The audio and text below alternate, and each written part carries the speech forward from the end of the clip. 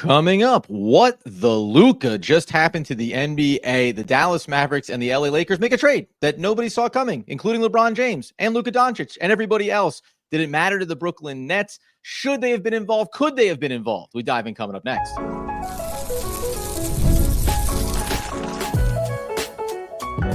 You are Locked On Nets, your daily Brooklyn Nets podcast, part of the Locked On Podcast Network.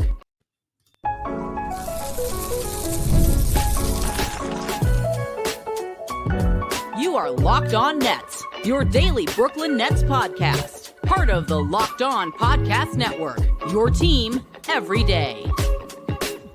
Yes, my friends, it is the Locked On Nets podcast, right here on the Locked On Podcast Network. It's your team, the Brooklyn Nets, every single day. He's Doug Norrie. I'm Adam Marbeck. We thank you, as always, for making us your first listen of the day. We are 100% free on all those great platforms, and let you know that today's episode is brought to you by Gametime. You know that you can download the Gametime app, create an account, and use promo code LOCKEDONNBA for $20 off your first purchase. And Doug, my God, nobody gets to say, like, I knew about this. We all saw it come in the tea leaves. Luka traded from the Dallas Mavericks to the LA Lakers for Anthony Davis, some other picks and players involved here. One pick involved here, which is part of the shock of all of this. Just off the rip, man. Absolutely insane. Nobody can quite wrap their head around what exactly is going on with these two teams. I'm going to do a hot take here. This is the craziest trade in sports history. I'll say it right now. This is the crazy. I fail to see another trade that is more surprising than this one. Like, this is the, like you said, no one saw it coming. The best players in the sport, switching teams, seemingly no rhyme or reason. We'll get to all like the possible rhymes and reasons, like seemingly no rhyme or reason to do it. In the middle of the night on a random Saturday night. I mean, this is as shocking as it gets from a sports trade scenario. Like, there's been other big trades. There's been big trades before, for sure. All of them, you at least like had some inkling they were coming, right? Like KD, Gobert. I was going to throw in there. Like these trades. Anthony Davis when he left from New Orleans. Wanted out, right? Yeah, like, that's a good one, right? Anthony, yes. So all these big ones that have happened in the past, you had like some inkling that like someone was unhappy, and then maybe the timing was weird, but like you weren't surprised. This one for Luka, top 3, top 4 player in the game, AD top 10 player in the game, like paired with LeBron, Los Angeles, the rumors about why it happened. I mean, this is truly, truly shocking. Like, when you talk, I'll tell you the biggest winner of this trade, the trade machine, because no trade anyone ever throws out, you can throw out anything now, and people will be like, the Luka thing happened. Like, and that's it. Real. So forever, there will never be a trade too crazy. Let me just give the details real quick, then we'll get your reaction. So the details of this trade, for anyone who's just came out from the rock they're living under: Lakers receive Luka Doncic, Maxi Kleber, and Markieff Morris, old friend. And then Mavs receive Anthony Davis, Max Christie, just a 2029 Lakers first-round pick. And then Jazz, somehow, Danny Ainge gets in there. Jalen Hood-Schifino, a 25 Clippers second-rounder, and a Mavs second-rounder. Okay, you go, and then we'll kind of round back to the beginning here. But like, this is just so nuts. Yeah, I mean, and there is like this, little called like tinfoil hatting about what's the real reason why the Dallas Mavericks were ready to move a 25-year-old Luka Doncic in the prime of his career. It doesn't matter to me that Anthony Davis is also a top 10 player in the league. He's 31 years old, so there's no equating these two players to one another when you think about what the future is for both of them and what it means for this franchise. I mean, part of me just wants to scream collusion. There's no way that the LA Lakers deserve to be the team that gets involved in this. You even mentioned the Jazz on such a footnote of like, yeah, we'll take Jalen Hood-Schifino. That's a guy that Nets fans have heard batted around in some of these other trade possibilities for the Lakers going back over the last handful of months. I'm just shocked by it. I cannot, from a Dallas Mavericks standpoint, regardless of what the reasons might be, that you ultimately chose to trade Luka Doncic.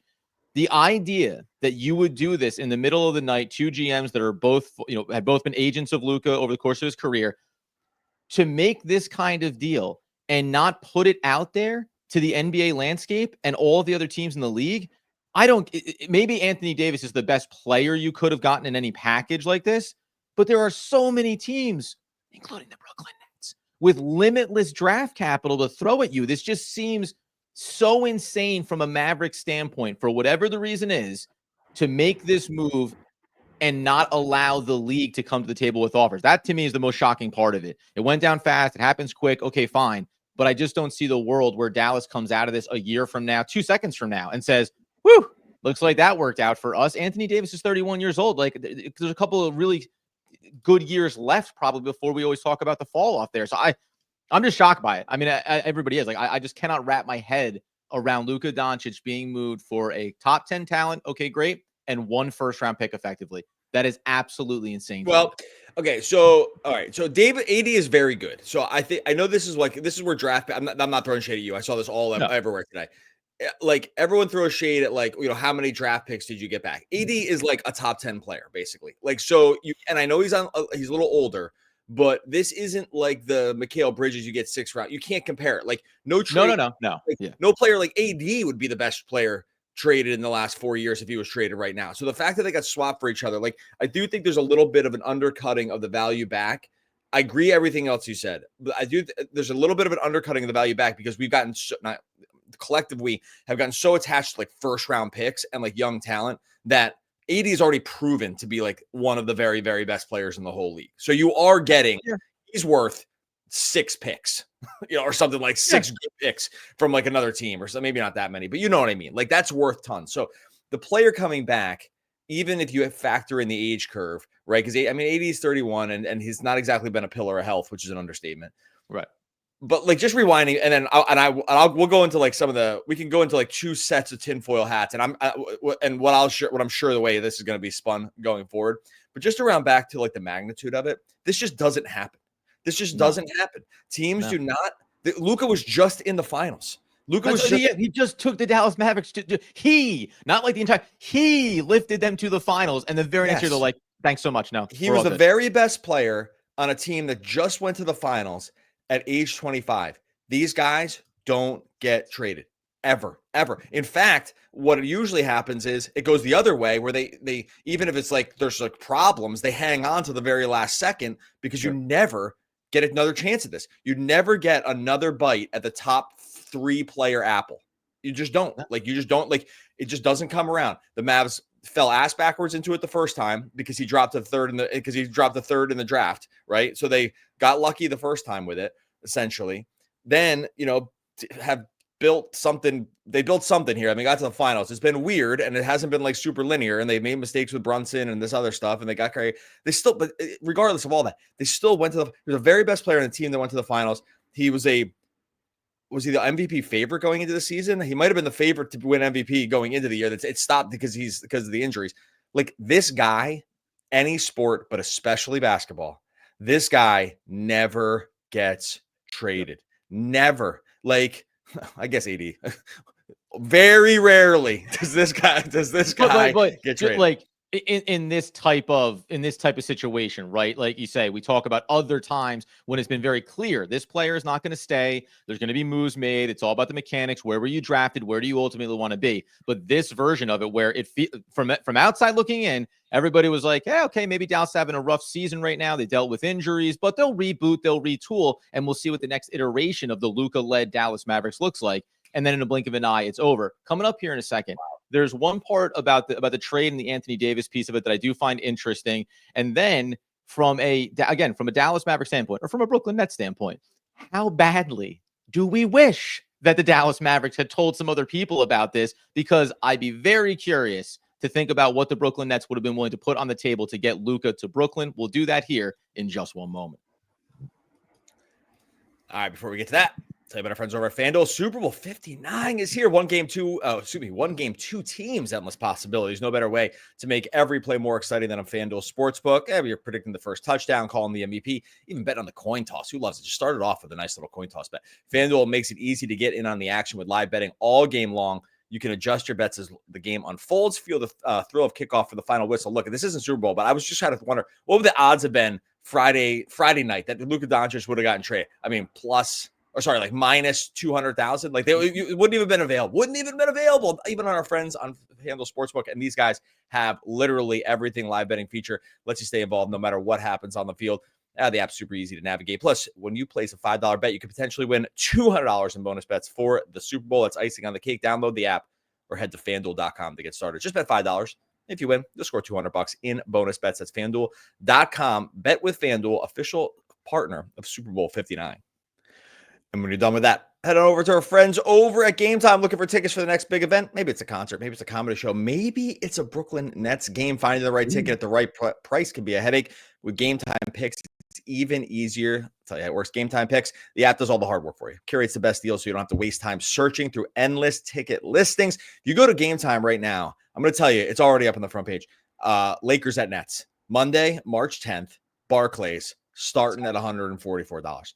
That's that. But I'm going to tell you right now, there's people that have woke up that have not seen yet that Luka is on this team. Are people now. excited to see Tosan? Is it about Tosan, you think? It's Tosan time, baby. And Luka. This is what just a little dabbling of what you're going to get with our friends over at Gametime. You can also see the seats that you're going to sit in right when you sit down. They're going to curate those deals for you. They're going to grab the super deals as well. You get to have Gametime's lowest price guarantee. Find a better deal somewhere else, they're going to refund you 110% of the difference. That's more than 100. Take the guesswork out of buying tickets with Gametime. Download the Gametime app, create an account, and use the code LOCKEDONNBA for $20 off your first purchase. Terms apply. Again, create an account. Redeem the code LOCKEDONNBA for $20 off. Download Gametime today. Last minute tickets, lowest prices guaranteed. All right. So as we continue talking about as you put it, maybe the biggest sports trade in history when it comes to Luka Doncic. I don't even think it's a maybe, dude. I mean, probably not. Well, here's I'm covering our bases because someone will say, well, back in 1937, the Brooklyn Dodgers made a trade and major, but can I tell you why it won't count? The reason those won't count is because social media didn't exist. It's bigger because I'm telling you right now, I'm being serious. Like social media. No, you're right. The impact is and the instant reaction and the impact and all this stuff. Even if it was equal on like those levels, it would pale in comparison to just like the instant reaction that you get and the sheer like talking point. I mean, I had like multiple people. I woke up the reason I found out about the trade was because I had like my phone's on silent. I turned it off with notifications and I had like a lot of text messages from people who like kind of know that I talk about the NBA and they're like, what? Like, that's how I actually thought the Nets made a trade. I was like, holy cow, what happened? So anyway, I cut you off. Go ahead. I don't think it's a maybe though. Couple of footnotes here really quickly. Obviously, I know people came in and said, hey, can we hear about the Nets beating the Houston Rockets? That was a big one on Saturday night. We'll get to that obviously along the way, and we're going to be recording back-to-back episodes as well. So we're just covering everything possible because this is obviously a seismic discussion. I want to get back to the Anthony Davis contract stuff, future things, but let's just stay dialed in here.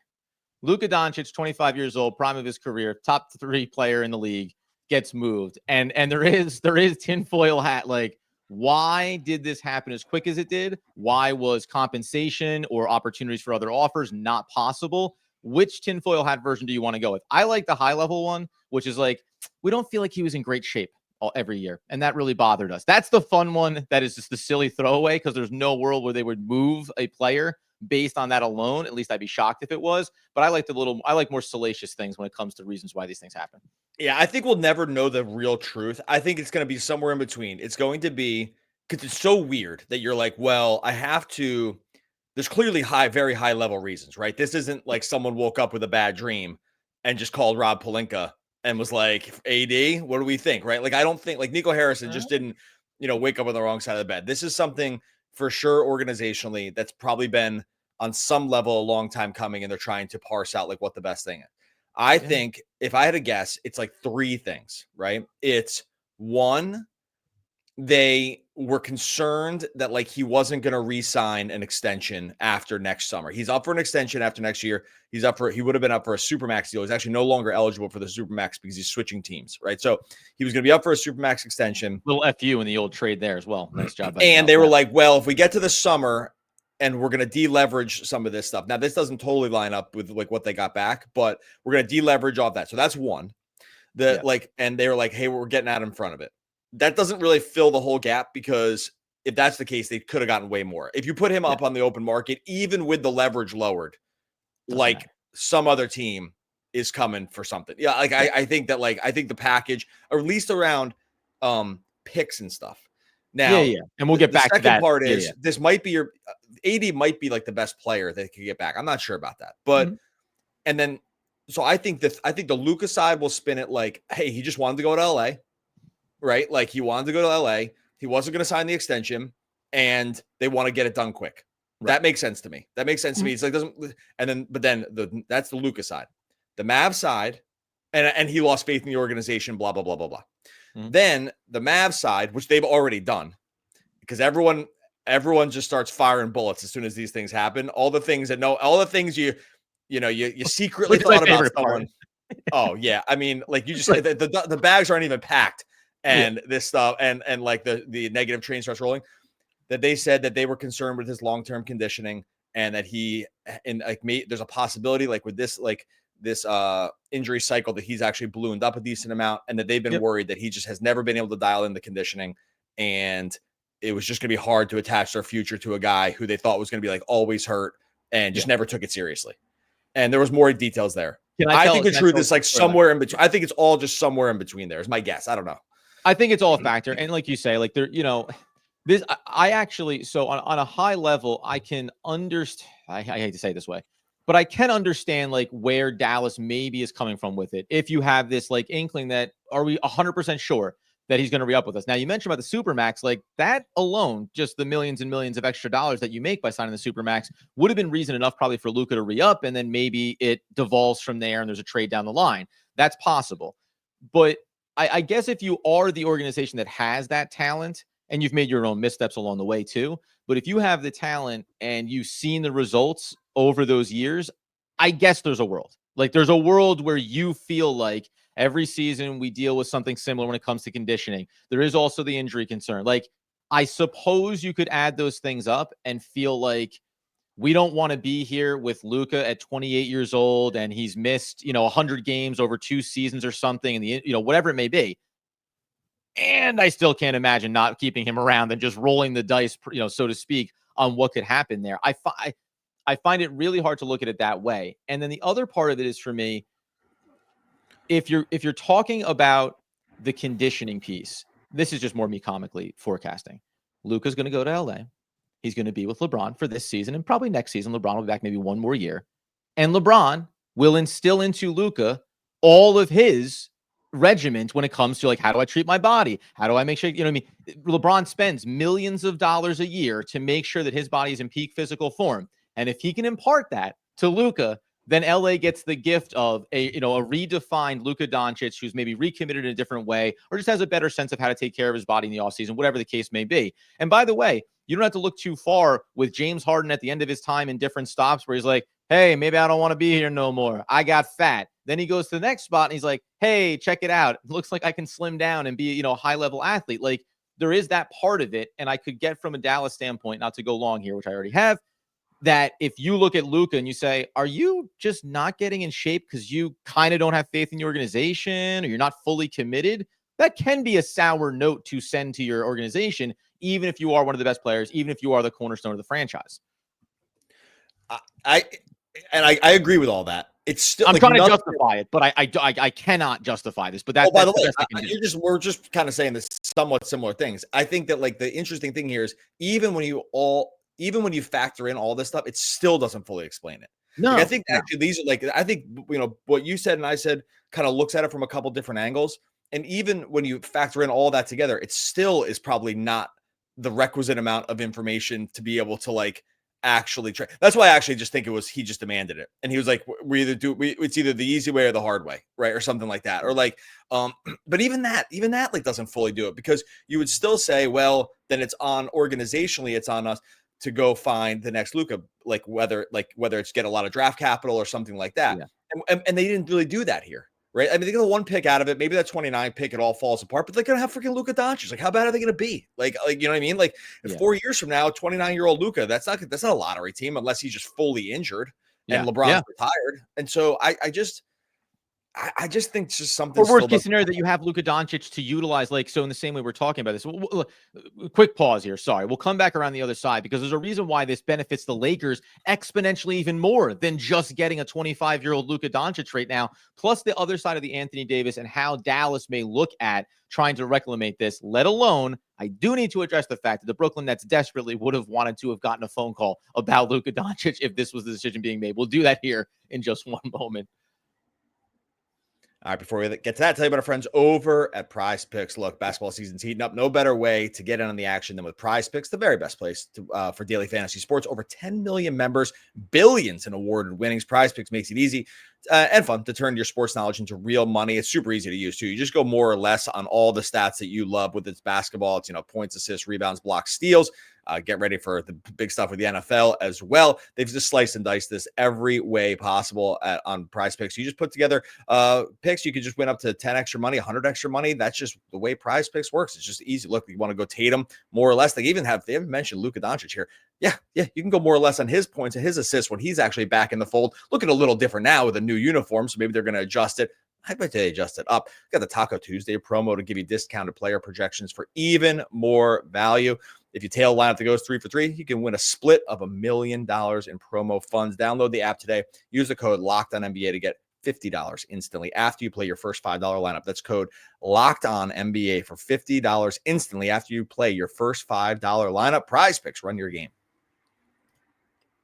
All right, so as we tie a pretty little bow on a shocking podcast episode for Locked On Nets and for the NBA, where Luka Doncic is traded to the LA Lakers for Anthony Davis. By the way, so there's a handful of things here. One, because I want to make sure we covered this and get to the Nets side of it. Even just being the Jazz in this situation seems pretty nice. A couple of second-round picks and Jalen Hood-Schifino. Brooklyn Nets would have liked to have maybe been that team involved in this scenario as well. So it's funny how nobody knew about this, but the Jazz got a phone call. Always seems to be that they managed to worm their way into some of these deals. Here's the other couple of things for me, because I did want to ask you about, like, what does this look like now in the short term, right? The Lakers lose Anthony Davis, they get Luka Doncic. Like, what does that mean in the Western Conference? The Dallas Mavericks have lost Luka, but they have Anthony Davis, and they still have Kyrie Irving right now. We all knew that when Kyrie Irving was traded from Brooklyn to Dallas, the next logical step was Kyrie would remain while Luka would leave. That's just the way that we knew these dominoes would fall. The one thing for me on Anthony Davis that I think is interesting, you talk about he clearly is a top-level talent, but next season, he'll make 54. Then he'll make over 58. And at 34 years old, he's going to make $62.7 million. That's a sizable chunk of change, as good as he is. The nice thing for Dallas, maybe he is movable. Maybe it's you play out this season, and then you have conversations in the offseason about moving him for a whole bunch of picks. I wonder about what happens at the deadline for them. Is Kyrie Irving on the table for a team that wants, I don't know what the next step is for Dallas right now. You would assume they want to still compete, because if you just told me coming into the year, Dallas has Anthony Davis and Kyrie Irving, you'd say that's a good competitive team in the Western, that's something worth watching. So I find it fascinating to see which direction Dallas goes here following this trade. What do you think is like the status for the Lakers now with Luka, with LeBron for the remainder of this season, let's just say? Oh, man. I mean, so the Lakers right now are 28-19. I mean, they're clearly a playoff team. I think, does this make them a championship team? Like, I don't think it does, but it's a weird math, right? Like, you lose Anthony Davis, like you've lost a key component of what you had. They have no rim protection. They already it was hilarious because AD was like, we need a center. They're like, okay, see ya. So they already thought they needed a center with him on the team, and now they traded him. And so they have no rim protection. I get that they have LeBron and Luka. I've been hearing Dwight Howard rumbles. He's been. I mean, I don't think this is a championship level team, like as currently constructed. So I don't. Now, again, you don't trade for Luka to win this year, so I don't think that that's a huge concern, right? Like you're trading for Luka to be the face of the Lakers for the next 10 years, right? Like that's whether they win it this year or not next, like I don't think that's really like that important. But I do not think that this current construction of these two guys is a championship team. I don't think that's like a hot take or anything. But in Dallas too, like I don't know what they are either. Like they're not a championship level team. So they're down score. They don't have exactly tons of scoring punch. I mean, Kyrie AD will be that's like a real thing. So yeah, I don't know. I just think both these. I can get, like, let me put it this way. I totally get why the Lakers would do it. Like this is not surprising to me at all. I think you snap call this. LeBron's near the end. AD is older. This is our future. We'll figure it out around Luka. You'll get, if Luka gets they don't even say get his act together. If Luka just kind of stays what he did last year, you'll get other players that'll come in there. It's LA. There's a reason to come. Like I think for LA, this is easy. I don't think it's difficult at all. For Dallas, it puts them in a little weird spot. Like AD makes that $63 million player extension in 2027-28. I'm going to just go ahead right now and say that he picks that one up. Right. And so I still think he has enormous value. Like, I think you could trade him. And I'll tell you, and I'm caution to everyone out there, because I just got a tweet about this. Yes, I'm reading Twitter while Adam's talking. But it said, and I'm not going to say who said this, but it said, does this trade affect Cam Johnson's sweepstakes? Luka fetches 1 first. Can Cam now? So I'm like, everyone is the trade is framed like there was just like Luka for 1 first. I'm like, this I'm telling you, this first round pick the first round pick thing has warped everyone's brain around this. It's all people see. It's like, hey, Anthony Davis was there. So long term, I think Dallas is a mess. Excited to see what old friend Nick Angstead has to say about this one. I think he's probably he's not happy. No. It looked like he was on a little Twitter tilt last night. How could you not be? Imagine. Yeah, and so he sees although his podcast rankings, my goodness gracious, but so anyway, just jealous. I'm a jealous. All I care about is the content. Like, just do stuff for the content. What do you think? Do you think Dallas is in a championship contender? Right? Like, no. And their future is super weird too. Like, their future is like they've given a lot of assets to get to the place they are. It's like they didn't recoup much in the way of draft capital here, even with AD. This whole thing's so weird. And I think that kind of sums it up. It's like, it's just super weird. What are you going to do next? It's not like, Kyrie Irving trade value at any point that you maybe want to move on and do something different. But because you got Anthony Davis, and presumably the reports are like, this is the guy that they would want to get if they were ever going to give up Luka. Okay, you have him now. So does that mean that this is the short-term future for that organization? What's the next step? Because they're not, as you say, a championship caliber team. I find it really murky. And it's not like, LA, who gave up everything. They have no picks. That's fine. We have the player that will be here, as you said, for another decade. For the Dallas Mavericks, you could be a couple years away from being in a really hard spot and not having any direction. And we've talked about this time and again. When you are not, it's not a knock on Dallas, it's not a knock on certain markets. When you are not a major market, and that's primarily New York, the West Coasts, it's hard unless you do it through the draft. Unless you get super lucky, it's hard to do it. And here's the other thing for me too. So first of all, real quick. Don't let's one thing. I want to hear your last point. We'll talk about the Nets' impact next episode. Okay. I just want to make sure we're gonna pause. We'll pause any net, because the Nets do factor in here, but we'll just pause that to the next episode. Go ahead. I just want to make sure you didn't kind of go into that now. One of the things I was thinking about while you were talking was, I need desperately. The Lakers are currently 5th. The Mavericks are currently 8th. I don't care which way it needs to go. I don't need it to be that Luka's a little out of shape and the Lakers fall back a little bit, that Anthony Davis is ready to come in and make a statement and they rise a little bit. I need the Lakers and the Mavericks to be playing each other in the Western Conference playoffs. I think that much we can just agree on. Like, that is something that's imperative to happen here in the West. And they're not that far off from one another. Like, that's the funny part about it too. Like, whatever these teams are, the Lakers, you said, are 28-19. I mean, Dallas is 26-23, and they were 4-6 in their last 10 games. Like, they've been dealing with their injuries. So these teams, the Western Conference has been so congested after you get past those first 2 or 3 teams at the top, and the Nuggets have started to put themselves back into that conversation. By the way, with a player of their own, superstar talent, who sometimes needs the season to work himself into shape and then go to the playoffs and kind of be dominant. There's a very similar story around another team in the West, but that's something that I think from an NBA standpoint, you would just love to see. I am interested to find out what either one of these teams, because the Lakers can't do much. They don't have anything left in the cupboard. So, like, this is going to be what they run with. Maybe there's buyout market opportunities for them. But from a Dallas standpoint, I assume that because you did this on the fly, and because it was Anthony Davis, and because you still have Kyrie, that they want to compete.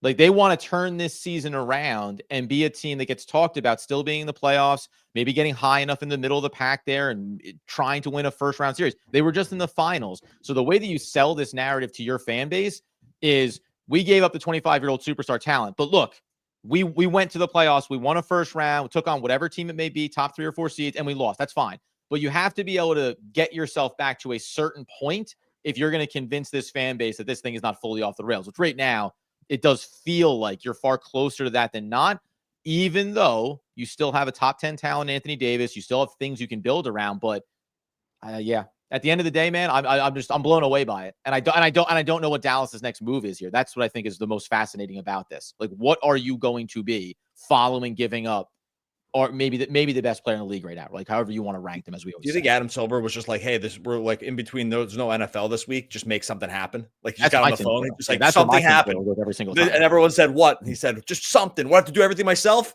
Like, just I got to come up with all the great ideas. You figure it out. And then, just like, by the way, you go do it. The paperwork comes across the table, goes, whoa, hey guys, overshoot. I said like make something happen. I didn't. Maybe a Cam Johnson trade I was hoping for. This is alarming. Yeah, it's fascinating. All right, I love it. Get out of here. Like, well, next episode, which we're gonna just do these back to back, like I said. And we'll do a little bit Rockets win. Somehow they beat the Rockets, so who even knows how that happened? And then we'll talk about what the Nets impact, what the impact on the trade market is, because I think there's pretty significant impact here.